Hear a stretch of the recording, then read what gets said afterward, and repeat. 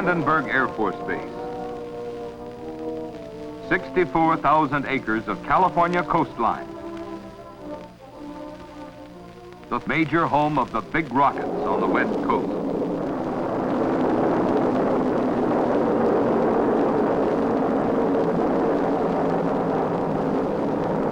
An operational launch base for intercontinental ballistic missiles. It is also the center of our training program for the crews that will man our missile bases of all kinds, for both ICBMs and IRBMs. For these crews, in fact for all base personnel, there can be many types of danger, big or little at one time or another. Fortunately, these are only potential dangers, the kind that don't have to cause trouble, if all personnel learn and follow the regulations that have been carefully worked out to protect them. These regulations begin on the north-south highway on the east side of the base at the main gate of Vandenberg. This entrance, normally used by all incoming personnel, is the beginning of the large area where such personnel, military or civilian, may find ways to get into difficulties of one sort or another. This is also where we begin rigid enforcement of base speed limits for better than ordinary reasons. Not only because all vehicle accidents are potentially deadly, but also because some of the vehicles that you could tangle with on this base may be loaded with materials that just cannot stand hard knocks of any kind. In other words, from here on in, get it firmly in mind that the speed signs and all the other warning signs you see on this base mean exactly what they say. Now, to orient you on a quick tour of the high spots, let's switch over to a map. As the road heads roughly southwest down through the base, we find over here on the right the Cape Hart housing area. A little further on are airmen's dormitories, the BOQs near the reception center, then various offices, technical training schools, shops and trailer courts. Well down to the end of the road, located away out in the boondocks in order to secure adequate isolation from other major activities and housing areas, is the re-entry vehicle training and checkout facility. This is the home of the missile warheads. We certainly don't expect any accidents at this site, but the isolation is a basic safety requirement. As we mentioned earlier, the main gate is the entrance used by most incoming personnel. New missiles arrive at the base via Pine Canyon Road, which turns off the highway at a point somewhat south of the main gate.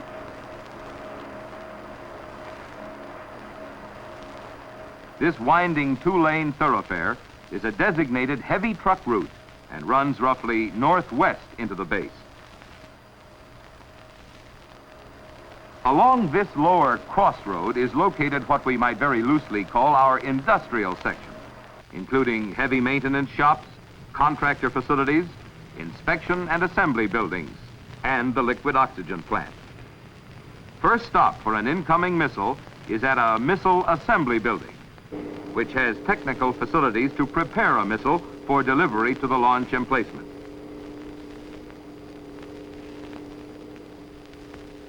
In these buildings, potential dangers are generally of the standard industrial types: misuse of pressurized gases, electrical circuits, sharp implements, dropping weights on your toes. These are the most convenient ways to cause injury or damage. However, once the missile is checked out and ready to move on to the big show, the chances for accidents through inattention or lack of forethought are much greater.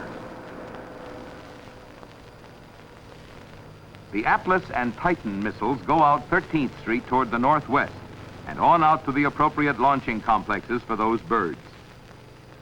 The Thor missile route is out Tang Air Road. On the right of this road is our 8,000-foot airstrip. A bit farther on the left are located the igloos where we store exotic fuels, acids, and explosive components such as igniters, squibs, and retro rockets. This is another isolated area. And here again, the warning signs are not kidding. They mean exactly what they say. The Thor launching complexes are located roughly a mile past the igloos at the end of this same road.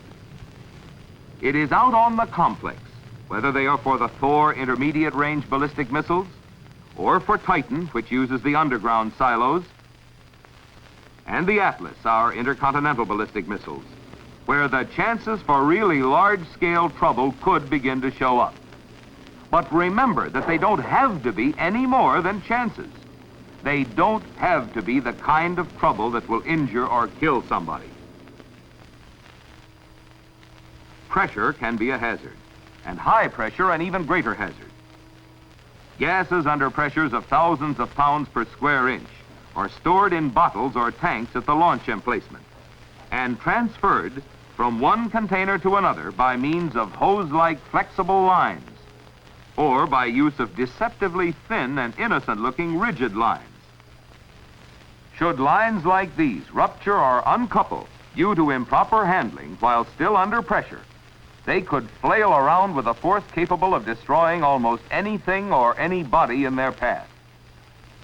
Before working with any of these compressed gases, you'll find it well worthwhile to learn and follow the regulations for their handling, and to believe in the signs you find around them. The pad area is also where the missile propellants come close together for the first time, and that closeness sets up a new assortment of hazards that did not exist before. Of the primary propellants that are normally stored in quantity on the launch emplacement, we are likely to think first of liquid oxygen.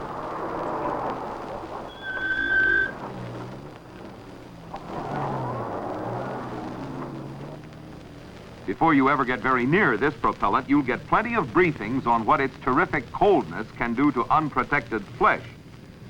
You'll also learn that almost any organic material gets a wild desire to burn, or in some cases even explode, in the presence of either liquid oxygen or the concentrated and invisible vapors of the oxygen. If you work in these vapors, they can saturate your clothing and make you a potential bonfire for the next hour or so, even after you leave the area. All it takes is an ignition source, like a spark from a cigarette, for you to get quite a bang out of those vapor-filled clothes.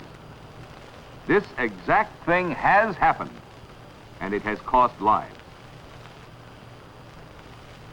Liquid nitrogen, not a propellant, but also used in the big missiles, presents no fire hazard at all, but it is even colder than liquid oxygen.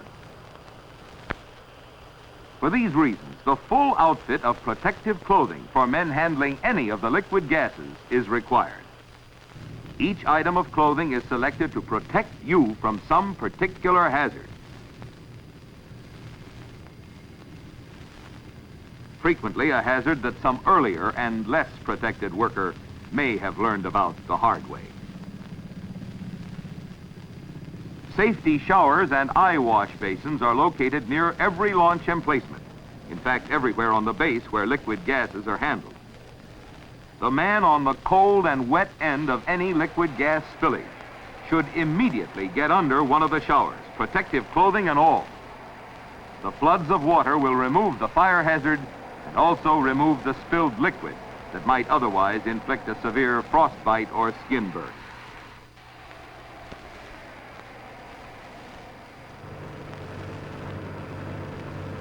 The other primary fuel component that is normally stored in quantity near the emplacement is called RP-1, or rocket propellant.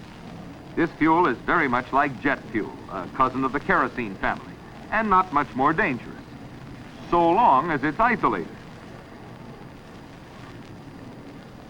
However, as we mentioned earlier, this is the first place in which the RP-1 and the liquid oxygen come close together, first in storage and then inside the missile, where they are separated only by a very thin metal bulkhead. Attention, please. During the propellant loading of a missile with these two liquids, or almost any fuels for that matter, we require that all personnel be evacuated from the area, or else proceed to the thick-walled and safe concrete blockhouse, from which the propellant loading operation is conducted by remote controls. The prime reason for this great caution is that in the presence of liquid oxygen, the rocket propellant will not only burn with a volcanic fury, but the mixture also becomes a potential explosive. It may be triggered by either fire or shock into a detonation nearly as violent as 45 tons of TNT in the case of an Atlas. Because of the potential hazard factor, every training launcher at Vandenberg is equipped with an array of Firex nozzles, which can be turned on by controls on the launch pad itself or from inside the launch control blockhouse to produce a deluge of water. This is very effective against any minor fires, though it would, of course, be useless against the full fuel loads of either the Thor or Atlas. Our film records show what can happen even without an explosion when full loads of propellants are prematurely mixed by a missile accident. The effect is very picturesque, very expensive, and very dangerous. No present-day firefighting equipment can cope with the violence of these fires until the bulk of the fuel is burned out.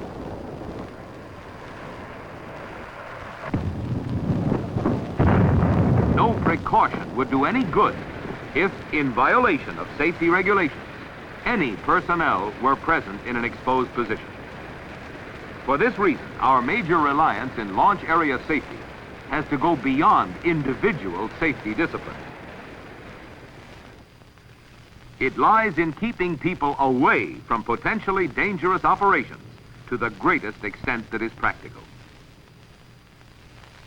To make a system out of this philosophy, we use an arrangement of areas or zones. The first is a hazard area of 150-foot radius around the Thor launcher and 400 feet for the Atlas. Safety caps must be worn by all personnel working inside this hazard area. During any hazardous operation, such as the installation of the destruct package or pressurization, all non-essential personnel must remain outside the area. The next zone is a danger area of 1,000-foot radius for any Thor fueling or static firing. This radius would be 1,200 feet for an Atlas. During danger periods, all essential personnel must be inside the launch control blockhouse, while non-essential personnel must proceed to designated safe fallback points outside the danger zone. Both signs and roadblocks are used at the fallback point and on any other entry roads to control access to the danger areas. In addition, an extensive system of klaxon horns, green or amber to red lights, and loudspeakers go into action to inform personnel that a danger period exists.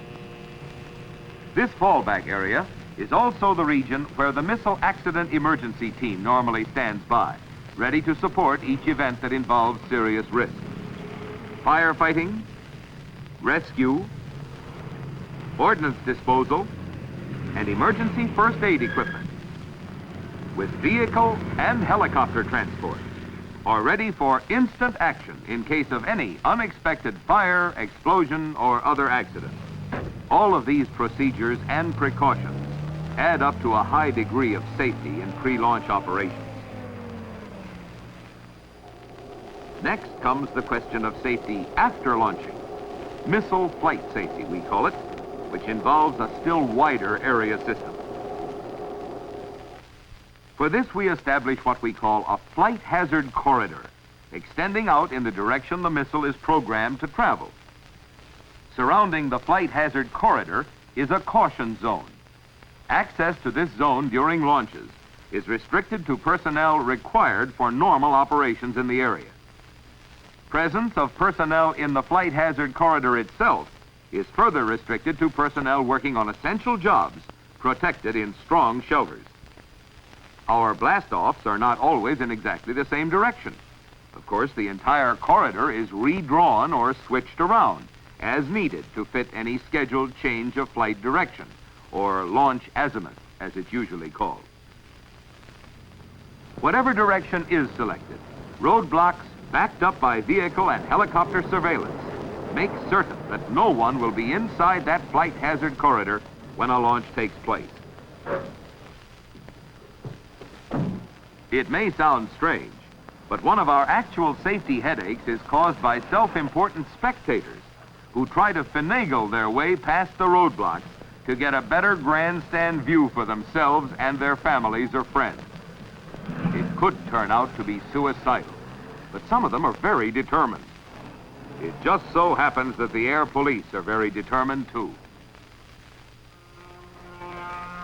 Our safety regulations, of course, forbid the firing of any missiles while either passenger or freight trains are using the lines of the railroad that runs through the missile flight hazard corridor. The locating and warning of fishing boats or other shipping that may be off this coast is not a Vandenberg responsibility, but that of the Navy, which operates the Pacific Missile Range for the Department of Defense. At any rate, all dangerous areas are finally cleared, and the countdown proceeds to the launching of a missile.